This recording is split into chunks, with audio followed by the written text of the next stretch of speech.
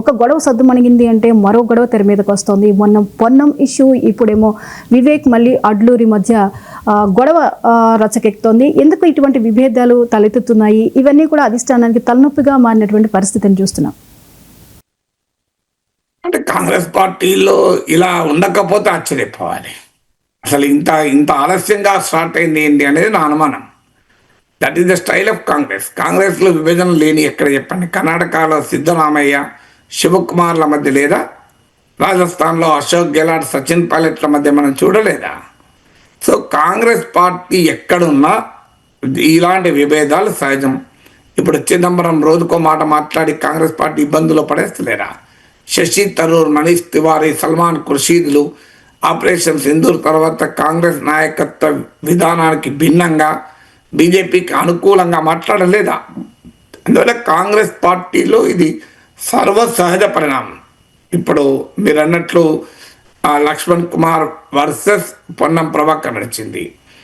దాన్ని Madiga versus OBC వివాదంగా రూపాంతరం చెందే సమయంలో మహేష్ కుమార్ గౌడ్ స్ట్రాంగ్గా రియాక్ట్ అయ్యాడు, ఆపగలిగాడు.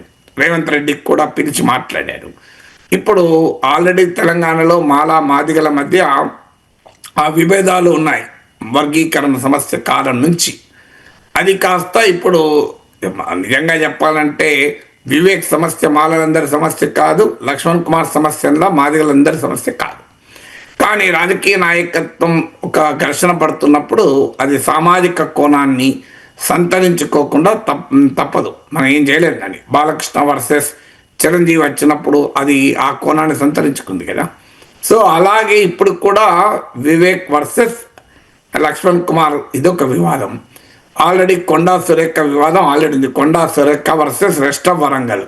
ఇప్పుడు మనకు రెస్ట్ వరంగల్ ఎమ్మెల్యేలు అసలు అధిష్టానం దాకా కొండా సురేఖ పైన కంప్లైంట్లు మొదలయ్యాయి. కంట్రీ డిలైట్ బఫేలో మిల్క్ స్టార్ట్ చేసాము. ఫస్ట్ పిల్లలకి ఇచ్చినప్పుడు కానీ, మేము పెరుగు తిన్నప్పుడు కానీ, మేము చిన్నప్పుడు తిన్న ఓల్డెన్ డేస్ గుర్తొచ్చాయి మాకు. మీగడ కూడా పాలు కాచాక మీగడ బాగా రావడం, అప్పుడు మా చిన్ననాటి రోజులు గుర్తొచ్చాయి అన్నమాట. సో ఇలా మీకు తెలంగాణ కాంగ్రెస్ పార్టీలో ఇవి కాక రాజగోపాల్ రెడ్డి మునుగోడు నుంచి గర్జిస్తూనే ఉన్నాడు. ప్రేమ్ సాగర్ రావు అలిగే ఉన్నాడు ఇంకా మంత్రి పదవి ఇవ్వనందుకు. సో ఏం చేయాలో అర్థం కాని పరిస్థితి కాంగ్రెస్ పార్టీలో. సో అందువల్ల ఇప్పుడు ఉన్న పదవులు తక్కువ ఉన్నాయి, ఎలా వడ్డించాలో తెలియని పరిస్థితి. ఈ మధ్య మంత్రుల మధ్య మంత్రి పదవి రాక రాజగోపాల్ రెడ్డి, ప్రేమ్ సాగర్ రావు, సుదర్శన్ రెడ్డి వీళ్ళంతా అసంతృప్తితో ఉంటే మంత్రి పదవులు వచ్చిన తర్వాత కొట్టుకొని వీళ్ళు అసంతృప్తి చెందుతున్నారు. ఇది కాక రేవంత్ రెడ్డితో పోటీ పడి ముఖ్యమంత్రి పదవి రాలేదన్న బాధ పైకి ఏమి అనకపోయినా సీనియర్ల మధ్య అలాగే ఉంది. సో ఇలా మల్టిపుల్ ఫ్రంట్స్లో మొదలైపోతున్నది. ఎక్కడికక్కడికి అసంతృప్తి రాజుకుంటుంది. అధికారం ఉంది కదా అని దాన్ని అడ్జస్ట్ చేసుకోగలుగుతున్నారు. ప్రజల్లో అసంతృప్తి కనుక పెరిగితే ఇవన్నీ ముదురుతాయి, ప్రజల్లో అసంతృప్తి పెరగకపోతే ఇవన్నీ సర్దుమణుగుతాయి. అందువల్ల అల్టిమేట్గా ఈ విభేదాలను అడ్రస్ చేసుకుంటూ రేవంత్ రెడ్డి ఈ పనిలో ఉంటే మాత్రం ఉపయోగం ఏముండదు. ఏ పార్టీలోనైనా ప్రజలు అసంతృప్తి చెందినప్పుడే అంతర్గత కుమ్ములాటలు ముదురుతాయి. ప్రజల్లో అసంతృప్తి మన కోవిడ్ టైంలో విన్నాం కదండి జ్యోతి గారు, భాష ఇమ్యూనిటీ అని, రోగ నిరోధక శక్తి. సో ప్రజల సంతృప్తి అనేది రాజకీయాల్లో ఇమ్యూనిటీ. సో ప్రజల సంతృప్తి ఉంటే ఇమ్యూనిటీ ఉంటుంది. అప్పుడు చిన్న చిన్న రోగాలు వచ్చినా పెద్ద రోగాలు వచ్చినా తట్టుకోగలుగుతాం. కరోనా వచ్చినప్పుడల్లా అందరము ఐసీయూలో పోలే కదా. కరోనా వస్తే అందరూ ఐసీయూ నుంచి అటే పోలే కదా. కొంతమంది అసలు హాస్పిటల్ కూడా పోలే కదా. ఇంట్లో కొంతమందికి అసలు ఏమీ కాలే కదా, జలుబు దగ్గు కూడా రాలే. అవన్నీ రోగ నిరోధక శక్తి ఆధారంగా కరోనా సోకినప్పుడు ఒక్కొక్కరు ఒక్కో రకంగా రియాక్ట్ అయ్యారు. రాజకీయ పార్టీలు కూడా అంతే. ఆ రోగ నిరోధక శక్తి తగ్గుతున్న కొద్దీ ఈ రుగ్మతలు పెంచలేకపోతాయి. సో రోగ నిరోధక శక్తి కాపాడుకోగలిగితే ఏం కాదు. రేవంత్ రెడ్డి కనుక ప్రజల్లో సంతృప్తిని నిలబెట్టుకోగలిగితే అసమ్మతి పెద్ద సీరియస్ ఇష్యూ కాదు, ఎక్కడికక్కడ సెటిల్ అవుతుంది. మనం చూసాం కదా లక్ష్మణ్ కుమార్, పొన్నం ప్రభాకర్ల మధ్య ఘర్షణ శుభం కార్డు పడ్డది కదా. సో అందువల్ల కాంగ్రెస్ పార్టీలు సహజం. ఇప్పుడు మంత్రి పదవి రాని వాళ్ళు మంత్రి పదవి ఇస్తే మళ్ళీ వెంటనే మెచ్చుకుంటారు. ఇప్పుడు కోమటిరెడ్డి వెంకటరెడ్డి రేవంత్ రెడ్డి పీసీసీ ప్రెసిడెంట్ అన్న మాటలు మర్చిపోయినాము మనం. 50 కోట్లు ఇచ్చి పీసీసీ కొనుక్కున్నారన్నాడు. ఇప్పుడు ఆయనే చెప్తున్నాడు 10 ఏళ్ళు ముఖ్యమంత్రిగా రేవంత్ రెడ్డి ఉండాలంటాడు. ఎట్లా అన్నారు చెప్పండి. అందువల్ల రాజకీయ నాయకుల స్టేట్మెంట్లు అలాగే ఉంటాయి. తమకు పీసీసీ రానప్పుడు 50 కోట్లతో పీసీసీ కొనుక్కున్నాడని కోమటిరెడ్డి వెంకటరెడ్డి విమర్శించింది రేవంత్ రెడ్డి పైన. తనకు మంత్రి పదవి ఇచ్చి తమ్మునికి ఇవ్వకపోయినా ఇప్పుడు ఏమంటాడు, రేవంత్ రెడ్డి 10 ఏళ్ళు ముఖ్యమంత్రి అంటున్నాడు. మరి ఏమైంది, ఈ లోపల ఏం జరిగింది?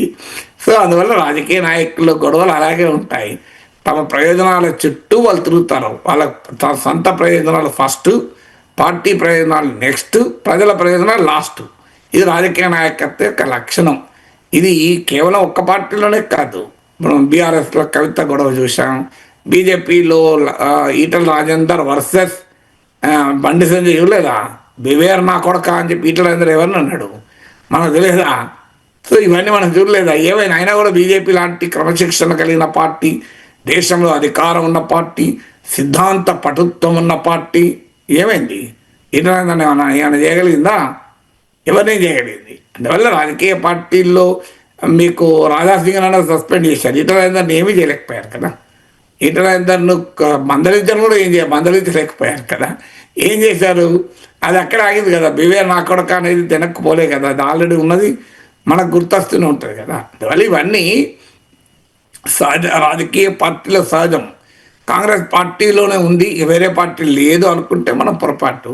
కాంగ్రెస్ పార్టీలో కాస్త వాళ్ళే చెప్తారు కదా మాకు డెమోక్రసీ ఎక్కువ ఉందని, కాస్త ఎక్కువనే ఉంటుంది. బీజేపీ లాంటి పార్టీలోనే నాయకుల మధ్య విభేదాలు బహిరంగంగా కుంభకలాటల దాకా వస్తే, మాకు ఈ జితేందర్ రెడ్డి ట్వీట్ చేసింది చూశాం కదా. సో ఇవన్నీ బీజేపీలోనే ఉంటే కాంగ్రెస్లో ఉండడంలో ఆశ్చర్యం ఏముంది? ఇది సర్ప్రైజ్ ఏమైనా ఉంటుందా? బీజేపీ లాంటి పార్టీ దేశంలో అధికారంలో ఉంది, వాళ్ళు ఎవరినైనా ముహించగలుగుతారు, ఎవరినైనా ఏమైనా ఎక్కువ మాట్లాడితే ఈడీలు ఉన్నాయి, సిబిఐలు ఉన్నాయి. అయినా అది కేంద్రంలో అధికారం ఉంది, రాష్ట్రంలో అధికారం వస్తామన్న ఆశలు ఉన్నాయి. ఇలాంటి టైంలోనే ఆ పార్టీ బీజేపీ ఏం చేయలేకపోతుంది. తమ మధ్య ఘర్షణలను కాంగ్రెస్ పార్టీలు ఉండవా?